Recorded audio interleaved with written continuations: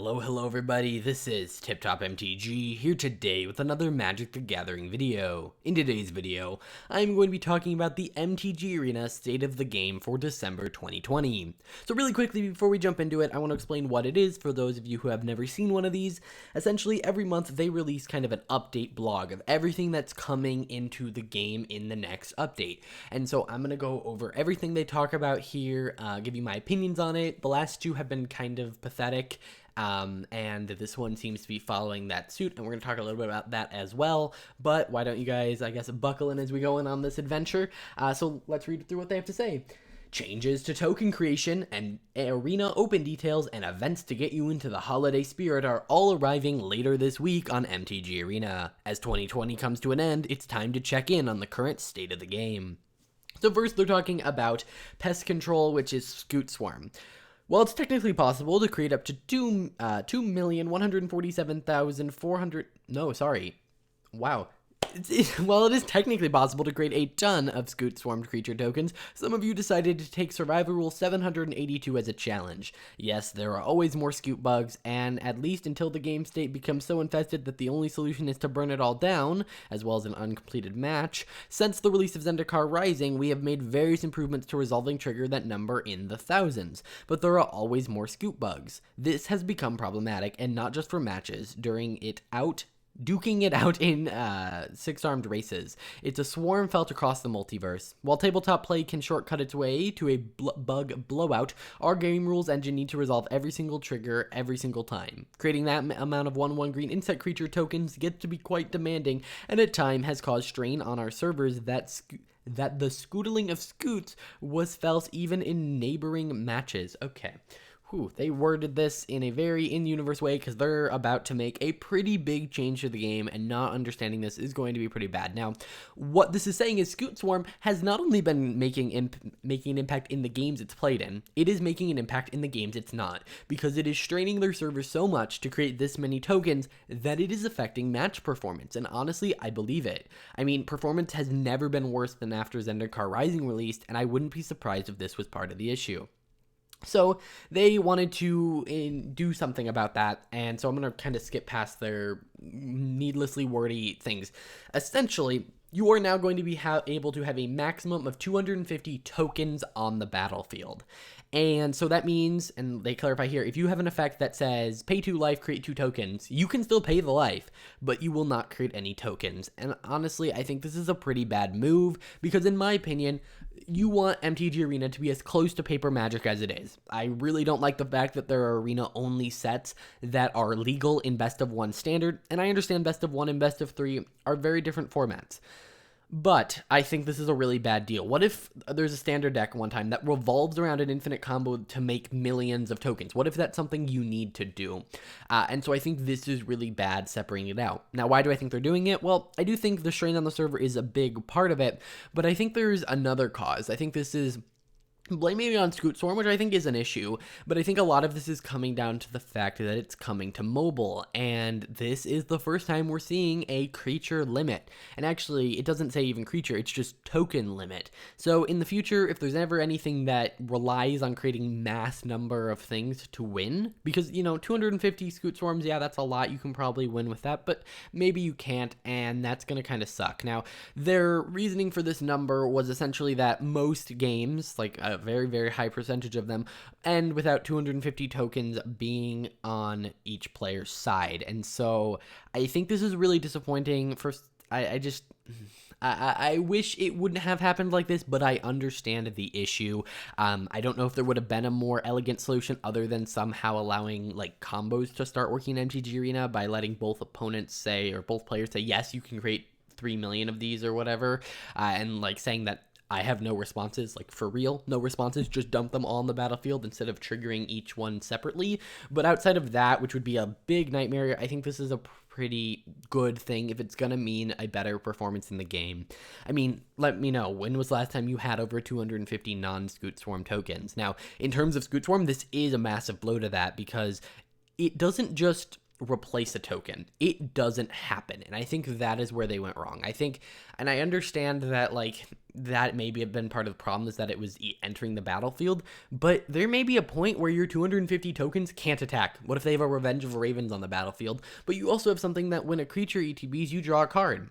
Well, now you're not allowed to, swing with your army, and you can't create more to try and get an answer. So what are you supposed to do? So I kind of wish there was some way around that, but I generally think if they are saying this is a big enough impact on the game that we are changing how Magic the Gathering works in the game, that it's going to improve performance, I am all for it. Actually, I think I spent all of the last state of the game kind of talking about performance, and I think that'll be a common topic here because we don't have much else to talk about. We are almost done with the state of the game. So yeah, also apparently Magic Online has had a token limit for years, so yeah. Then they have the Mtg Arena Open. And so this is, they've already announced it, so we're getting into the announcement of something that's already been announced, but we have a little bit more in terms of details. So it'll be the same entry fee, it'll be best of 1, best of 3, and it will be historic constructed as the format. And for those of you who don't know what the Mtg Arena Open is, it is essentially a tournament where you can win cash prizes. You do have to be over the age of 18, but if you can get through 2 days of things and win, you can earn up to $2,000, or just, something else here. You'll see you also get stuff from like day 1, for instance. Now, what we do learn is that there is a reward for entering. There is always something, whether it was the Godzilla lands or styles or whatever. This time you are getting this pretty awesome looking sleeve. It's not really my thing, but I definitely see the appeal of it. And part of the reason they're doing this is that there's a historic all access FNM event on the 11th, which is right before the Open, so it'll let you experiment with your decks before jumping into the Open, and if you are planning on doing that, I really recommend it. You'll be able to get a feel for the meta. And then they say, 'tis the season. And on that chilling note, let's talk about what else is happening in December. For those of you who've been spending the holiday season in the warmth, comfort, and safety of your home, we've planned a variety of events. So we're back to the MTG Arena State of the Game being an advertisement for events, which irritates me. But Cube Draft will be returning not once, but twice. And not just as best of 1, but also best of 3. As with the Arena Open and the Kaladesh Remastered Traditional Draft, we're continuing to explore ways to keep our best of 3 players from feeling left out in the cold. Both the Arena Cube and Tinker's Cube will be available in traditional best of 3 formats at the same time and at the same entry fee. The Arena Cube will be available on December 12th, so that's coming out with the update until December 20th, and the Tinker's Cube will be available from the 15th to the 28th. So basically, they had 2 cubes, and they said, instead of creating a new one that's maybe more holiday themed or something cool like that, we're just going to reuse them. So this really isn't anything. They're clicking the refresh button on a format that's already come out. Now, I say that, but it actually looks like they did update it with Kaladesh cards. So I do take that back. Chandra is here, but it's probably going to be mostly the same cube, which means don't expect too much different outside of a few new Kaladesh inclusions. It is a Phantom event, and I do think the price is a bit high for it, but we shall see what else I have to say. Then they say, shaking things up, you'll have to wait and see which cards end up on the naughty list, and you'll need to check twice, with Standard Shakeup returning December 19th through the 25th, followed by Historic Shakeup December 26th through January 1st. What this format is essentially they take the Standard or Historic meta, and they take the most popular decks, and they ban the essential cards out of them, or the essential cards basically in the format. And the reason they do this is that it encourages people to go and build another deck that isn't in the meta, and it kind of creates this second meta. Like, it takes all the decks that maybe aren't tier 1, they're tier 2 or tier 1.5, and it lets them be dominant in an event. And they're doing it with both Historic and Standard pretty back to back for looks like about 2 weeks. Then they talk about Historic Brawl. At last, as we promised, more Historic Brawl. We'll be starting the new year off with a week-long Historic Brawl event with no entry fee, with from January 2nd to the 8th, play as much Historic Brawl as you'd like, no entry fee required. And then and more. They said last right here. But it's fine. They said last, but then they go on to and more, but whatever. We'll be debuting Guilds of Ravnica and Ravnica Allegiance Premier Draft alongside our normal rotation of quick drafts. FNM at home events will continue to run into the new year, featuring formats like Artisan, Omniscience, and Historic Pauper. Ooh, Omniscience. I don't think we've had an FNM like that. A full schedule of events will be available in our patch notes, and then leaving soon, the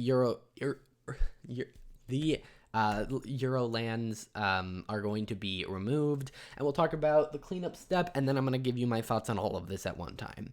The December game update is scheduled for this Thursday, December 10th, so keep an eye out on our status page for the latest information on maintenance times. We're setting some bug-induced boundaries for token creation during matches and patching up some more traditional bugs elsewhere in the game. Key fixes include no more giant and disappearing text, symbols, and games remaining count should display correctly in best of 3 events. We'll end the year with a variety of events to keep the holiday spirit strong, and we look forward to 2021 and the frozen battlefields of Kaldheim.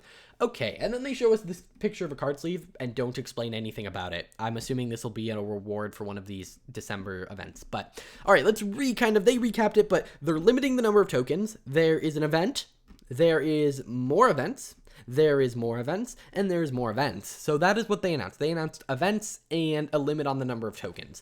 Now, am I upset? Well, I am a little bit. I mean, yes, I kind of predicted that this would be a small state of the game, but I was really hoping for something. It doesn't have to be big. It's just a little quality of life thing, whether it be selecting a default land. They did it for sleeves. Why can't they do it for lands as well? And they've promised it's coming, but at this point I think it's been about a year since they've said it's coming, and I really feel like the last 3 months have pretty much had nothing but events in the state of the game. But I would be fine with that if they just added 1 or 2 little quality of life things that aren't a huge deal. Now, why am I fine with the lack of content? Well, since Zendikar Rising, I would say Arena's performance has been at its worst in terms of stability and all of that, and smaller updates, believe it or not, are probably because they're working on the stability, and this is now the second state of the game in a row where they have specifically called out bugs in the game update. It's not nearly as good as it used to be, where we used to have it at the top.